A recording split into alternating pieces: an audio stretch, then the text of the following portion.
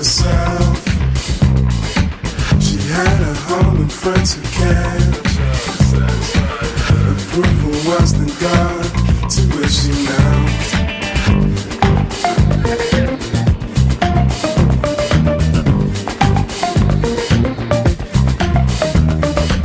This girl from London never failed. She never seemed to fail. Success would always rule the day. But there was some who saw beneath this vision of perfection. They were loved and loved in equal measure. Will she ever